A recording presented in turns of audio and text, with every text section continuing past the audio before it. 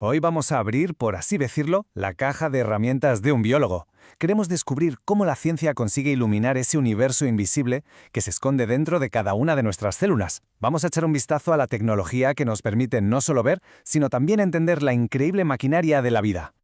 A ver, estamos hechos de billones, pero ¿qué billones de células? Cada una con su propia función. Es como un universo en miniatura.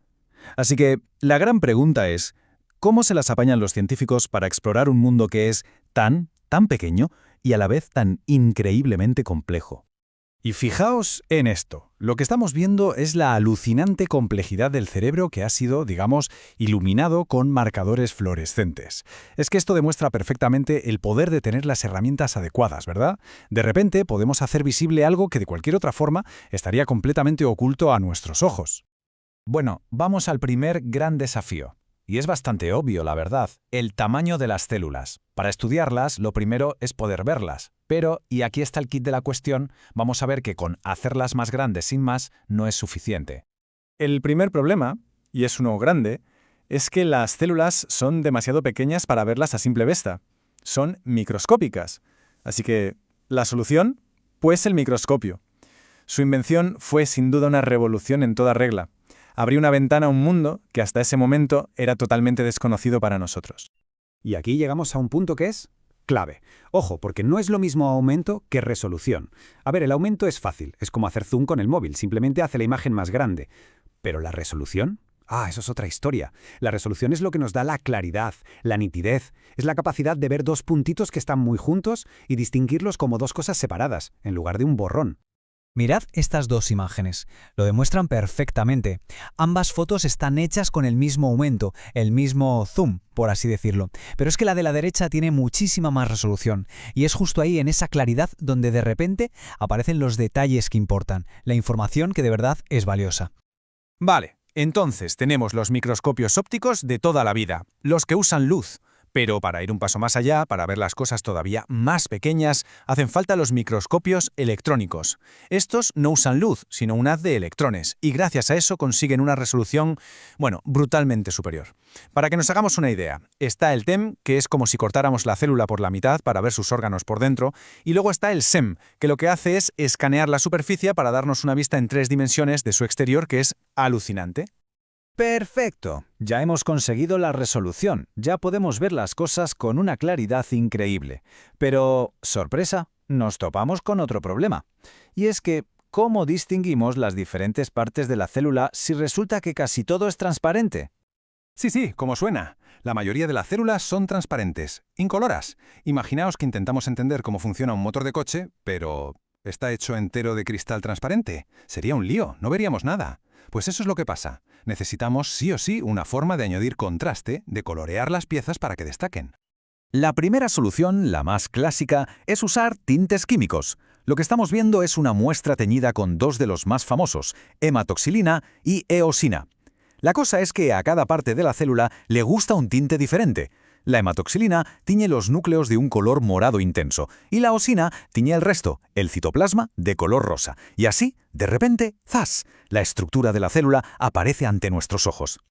Vale, los tintes generales están muy bien, pero ¿y si lo que queremos es encontrar una proteína concreta entre miles y miles que hay en la célula? Ahí necesitamos algo con muchísima más precisión, y aquí es donde entran en juego los anticuerpos. Pensemos en ellos como misiles teledirigidos moleculares, o como una llave que solo, y digo solo, encaja en una única cerradura. Son increíblemente específicos. Claro, la pregunta es, ¿cómo vemos dónde se ha pegado ese anticuerpo? Pues muy fácil. Le pegamos una etiqueta que brille, una especie de baliza fluorescente. Hay una forma directa, que es poner una etiqueta en cada anticuerpo. Sencillo.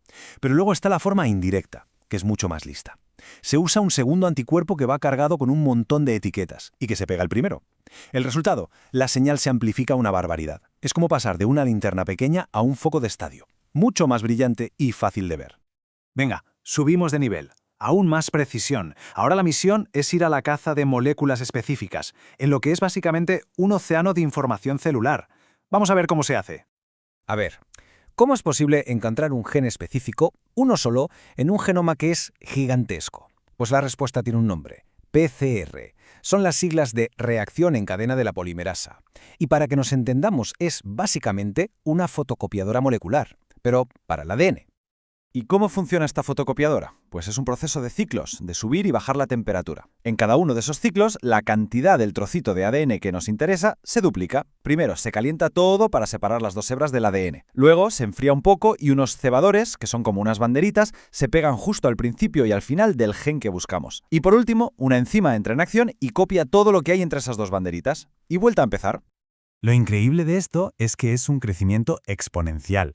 Fijaos en el dato. Después de solo 36 de estos ciclos, si partimos de una única copia de ADN, acabamos con más de 68.000 millones de copias. Es una locura.